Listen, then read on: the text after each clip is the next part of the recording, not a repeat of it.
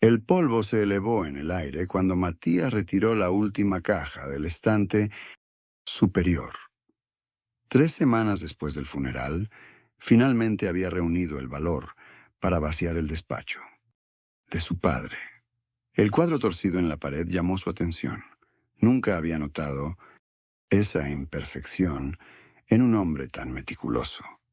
Al moverlo, descubrió una pequeña caja fuerte empotrada.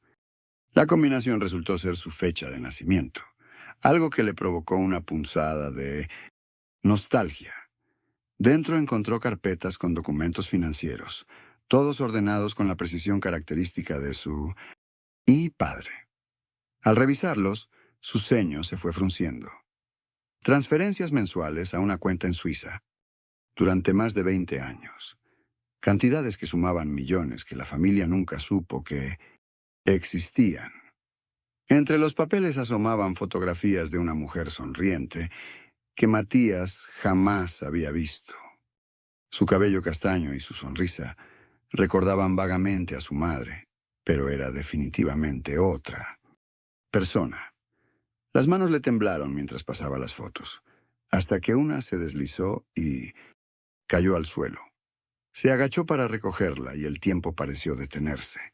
Su padre abrazaba a la mujer desconocida y a un niño que tendría la misma edad que él cuando fue tomada la foto. La fecha al reverso confirmaba lo impensable. Otro hijo, otra familia, durante todos estos años. Martín Rivero, 35 años, permanecía sentado en el despacho que había pertenecido a su padre durante décadas. El olor a madera y cuero persistía, como si Eduardo Rivero aún pudiera entrar por esa puerta en cualquier momento. 3 semanas desde el infarto que se lo llevó y la oficina seguía intacta. Las fotografías enmarcadas sobre el escritorio mostraban la imagen pública de un empresario respetado, padre distante pero correcto. Martín pasó los dedos sobre el marco plateado donde aparecían juntos en su graduación universitaria. La última foto que se habían tomado con su madre, antes de que el cáncer la consumiera 8 años atrás. Como hijo único, ahora cargaba con todo: la empresa, la casa familiar, las propiedades. Su vida había seguido un camino predecible. La universidad prestigiosa, el matrimonio con Clara, un puesto directivo en la empresa familiar. Todo bajo la sombra imponente de Eduardo, siempre observándolo, siempre exigiendo más. Su padre nunca hablaba de sentimientos, solo de negocios, responsabilidades y apariencias. Martín había construido su vida adulta intentando ganar la aprobación de un hombre que rara vez mostraba satisfacción.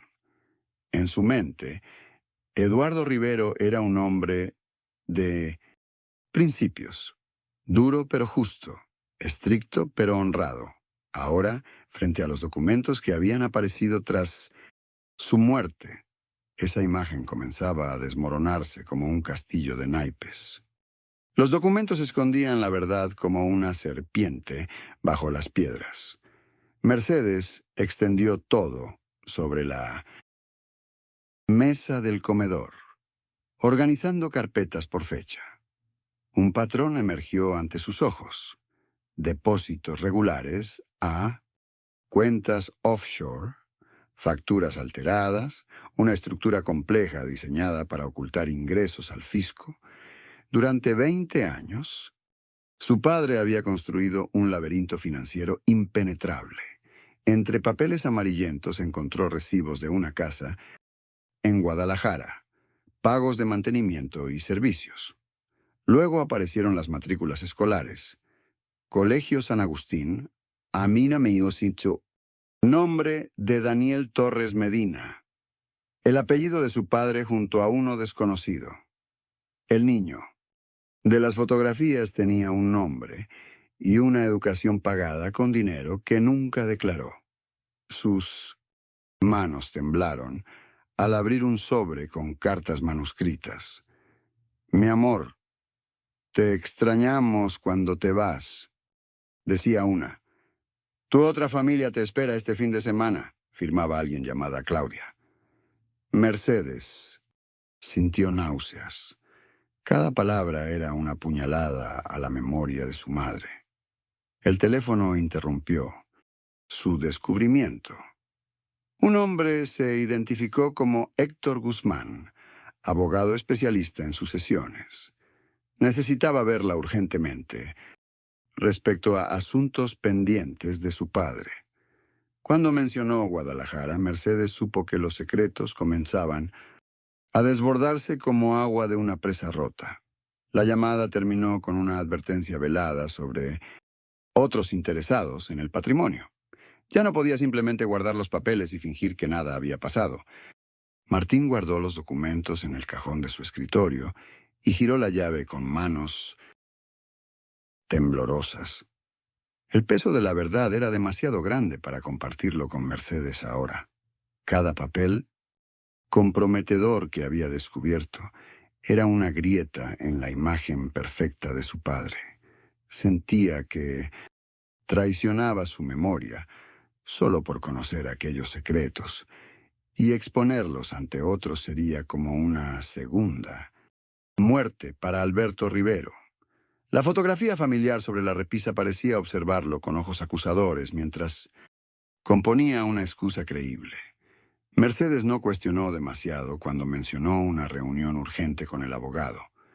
La confianza entre ellos nunca había necesitado explicaciones exhaustivas. El motor del auto arrancó con un ronroneo que no logró ahogar sus pensamientos contradictorios.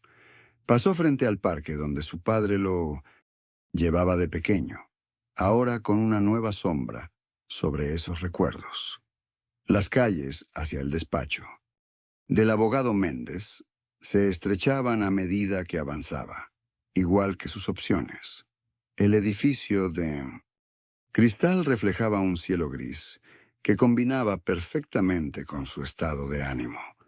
Martín apretó el volante hasta que sus nudillos se blanquearon, consciente de que cada kilómetro lo alejaba de la imagen del hombre que creía conocer, proteger o revelar.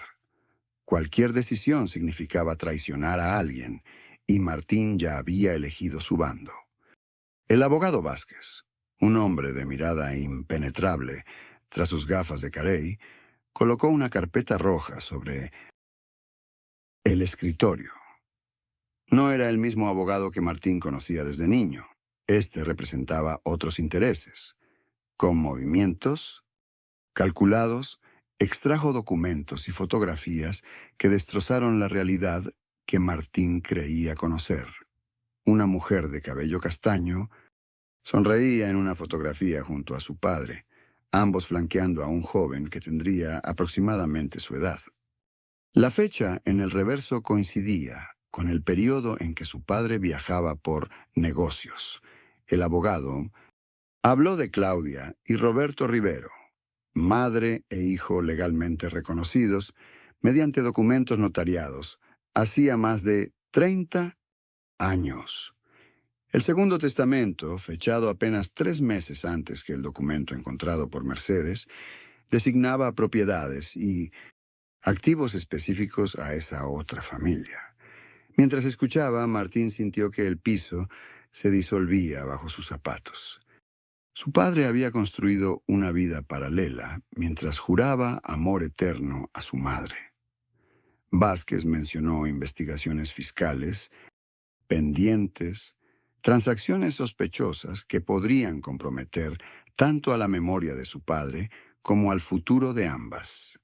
Familias, dinero desviado, propiedades con titulación irregular y operaciones comerciales que rozaban lo ilegal. Con tono moderado, pero firme, el abogado sugirió un acuerdo discreto que protegiera a todos los involucrados, evitando así un escándalo público. Martín entendió entonces que no solo había perdido a su padre, sino también la certeza sobre quién había sido realmente ese hombre. Martín sostenía el papel con la dirección garabateada, mientras el motor del auto ronroneaba. Cada semáforo parecía detenerlo para preguntarle si estaba seguro de seguir adelante. La avenida Constitución se extendía frente a él, llevándolo hacia un barrio donde nunca había estado, pero que su padre conocía bien.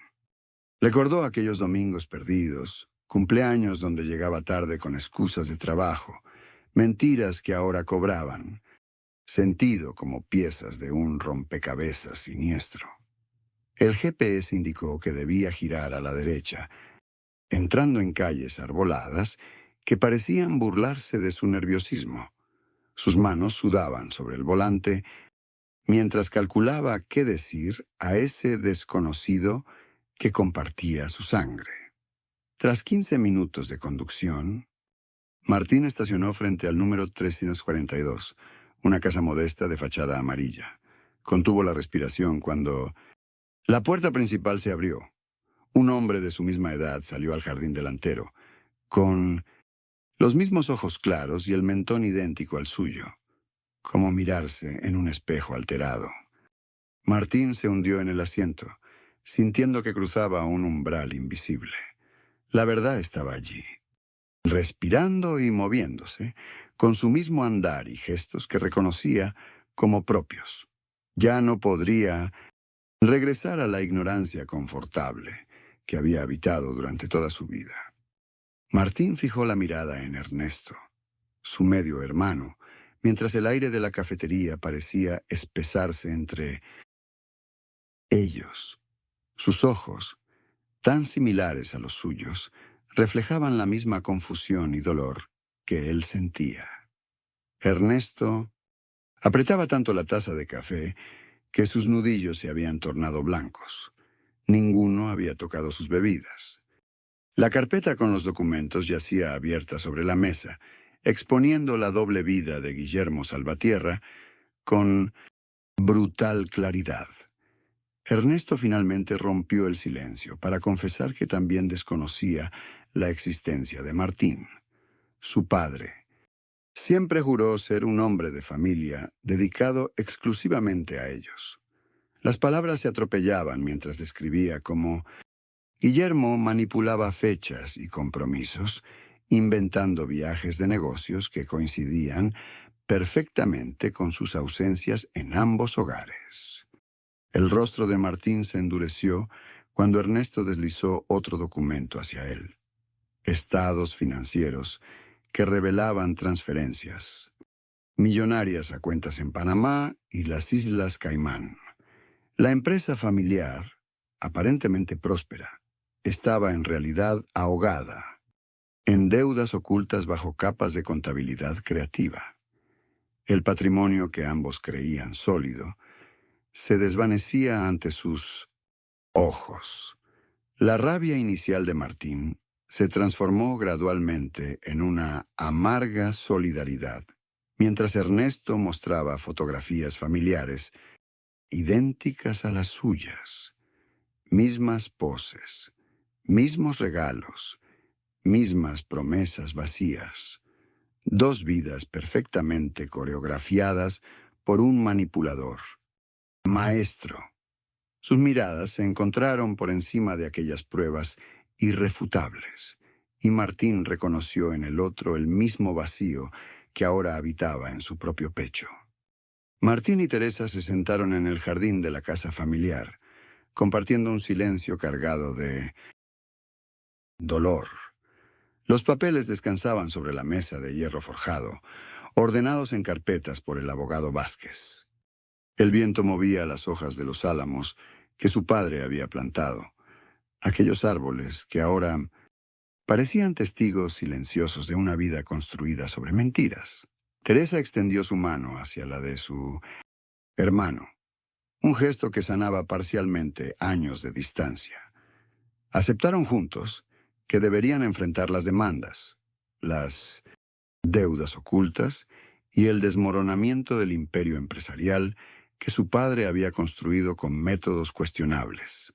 La imagen del benefactor comunitario del empresario ejemplar que donaba a hospitales se desvanecía ante los documentos que probaban fraudes sistemáticos. Martín guardó en su bolsillo la fotografía familiar que siempre llevaba consigo, reconociendo que preservarla no significaba perpetuar la mentira. Los hermanos acordaron silenciosamente que no defenderían una reputación falsa ante los tribunales, ni sacrificarían su integridad por mantener intacto el apellido.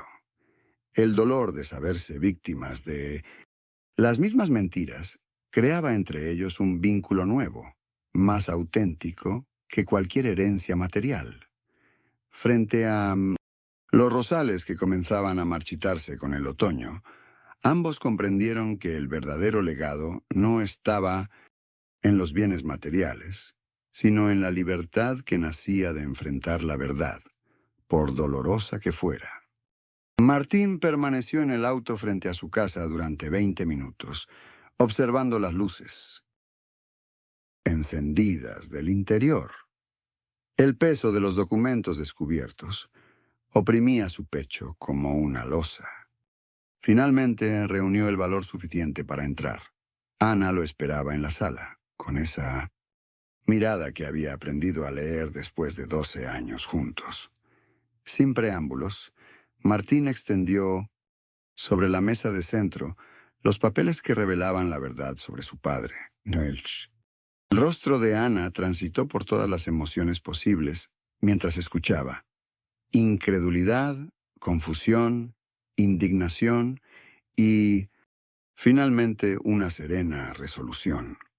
Los préstamos falsificados, las propiedades hipotecadas en secreto, todo el patrimonio familiar comprometido para cubrir apuestas y deudas que nadie conocía. Ana permaneció en silencio mientras procesaba que la casa donde planeaban criar a sus hijos ya no les pertenecía realmente. Después, contra todo pronóstico, tomó sus manos entre las suyas. Juntos decidieron que enfrentarían el escándalo con la verdad, aunque eso significara perderlo todo y empezar desde cero. Esa noche, por primera vez desde el funeral, Martín lloró sin contención, mientras Ana sostenía sus hombros, temblorosos. La traición de su padre había destrozado su pasado, pero no determinaría su futuro. El despacho del inspector fiscal olía a desinfectante industrial y café rancio.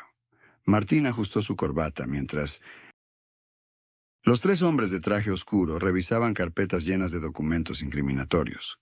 El más viejo, de lentes rectangulares, levantó la mirada con una mezcla de desdén y rutina burocrática. Las transferencias irregulares, los depósitos fraccionados, las facturas falsas, todo el esquema que su padre había construido quedaba expuesto bajo la luz fluorescente. Afuera, una periodista local esperaba para interceptarlo. La noticia ya corría como pólvora en los círculos empresariales de la ciudad. Al salir, Martín cubrió su rostro ante el flash de una cámara, gesto que aparecería en la portada del periódico local a la mañana siguiente. Su teléfono vibraba constantemente con mensajes no respondidos de socios que cancelaban reuniones y compromisos. 3 días después, el gerente del club campestre le sugirió tomar un descanso de su membresía mientras se aclaraba la situación. En el estacionamiento del supermercado, la madre de un antiguo compañero de escuela giró la cabeza fingiendo no reconocerlo. Esa noche, sentado entre facturas impagas y notificaciones legales, contempló los formularios de bancarrota esparcidos sobre su escritorio. La empresa familiar, construida durante 50 años, se desmoronaba en cuestión de semanas por los pecados de su padre. Martín guardó los formularios en un cajón. Aún no estaba listo para rendirse. Martín observó las manos de Ernesto moverse entre los documentos con la misma precisión que había heredado de su padre. Trabajaban juntos desde hacía 3 días, revisando estados de cuenta, deudas ocultas y contratos fraudulentos que Carlos había dejado como su verdadero legado. El despacho, que alguna vez fue impecable, ahora parecía un campo de batalla de papel y desilusiones compartidas. El contador de la empresa entró con más carpetas. Sus ojos evitaban mirarlos directamente, como quien conoce secretos que nunca debió guardar. La complicidad de tantos resultaba dolorosa. Todos habían sabido excepto ellos. Ernesto le agradeció con la misma inflexión de voz que Martín reconoció como propia. Encontraron cartas donde su padre manipulaba a uno y otro, asegurándole a cada familia ser la única importante. Una estrategia calculada para mantener lealtades separadas que ahora, irónicamente, los había unido. Martín notó cómo ambos fruncían el ceño de forma idéntica ante cada nuevo descubrimiento. El teléfono sonó con otra amenaza de embargo. Ernesto contestó con firmeza, negociando tiempo adicional mientras Martín admiraba en silencio esa habilidad que él nunca desarrolló. Se complementaban de maneras inesperadas, como piezas de distintos rompecabezas que contra todo pronóstico encajaban. En la pared, la foto de Carlos vigilaba sus esfuerzos. Martín la descolgó y la guardó en un cajón. Ernesto asintió sin palabras, comprendiendo perfectamente el gesto. No necesitaban hablar para entenderse. Compartían el mismo dolor y, quizás, la misma esperanza de reconstrucción. Martín tiró contra la pared la foto donde su padre sonreía junto al equipo directivo. El vidrio se fragmentó como su propia vida.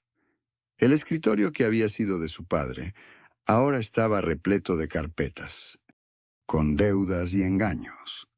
Cada documento revelaba una nueva traición, otra mentira sobre la que había construido su existencia. Se había convertido en abogado por él, había elegido sus amistades para complacerlo, incluso había postergado tener hijos esperando su aprobación. Ahora todo parecía una broma cruel. Sofía lo observaba desde el umbral, sus ojos húmedos, pero firmes mientras él demolía recuerdos. Le habló de vender la casa, de mudarse a Córdoba, donde ella tenía familia, de empezar desde cero. Sus palabras flotaban como posibilidades tangibles mientras Martín vaciaba los cajones. Encontró el reloj que su padre le había regalado en su graduación. Lo apretó en su puño hasta que los bordes le lastimaron la palma.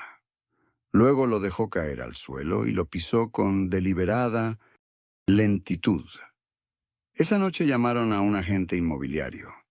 La casa valía menos de lo que imaginaban, pero suficiente para cubrir las deudas y quizás comprar algo modesto lejos de allí.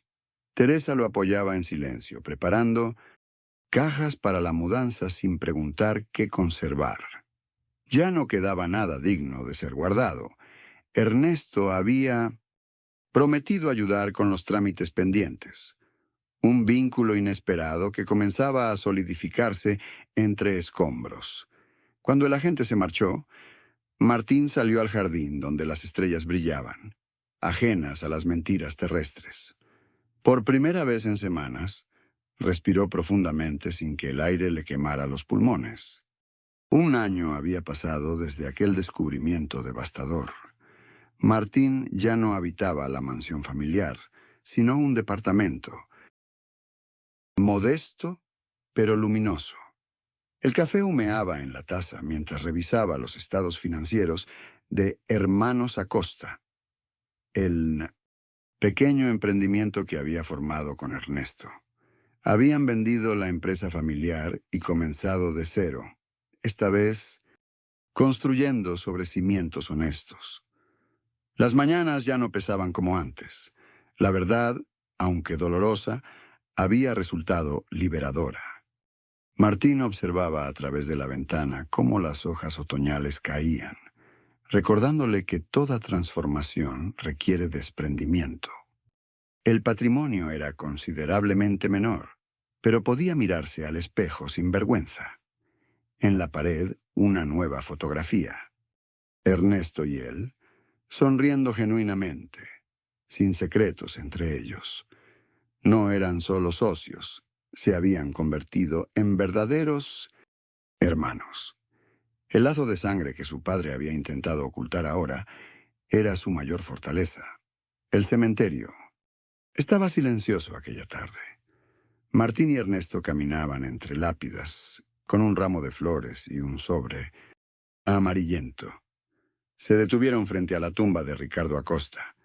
Depositaron las flores y, tras un momento de contemplación, Ernesto sacó del sobre las últimas cartas falsas que su padre les había escrito.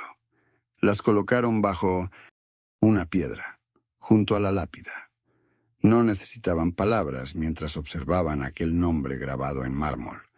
El hombre, que los había unido mediante una traición, ya no podía separarlos con más mentiras.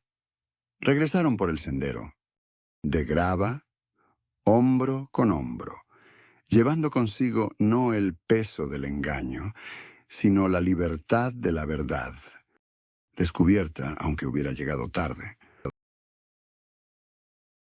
Si te gustaron estas historias, suscríbete al canal y activa las notificaciones para no perderte las próximas. Gracias por acompañarnos.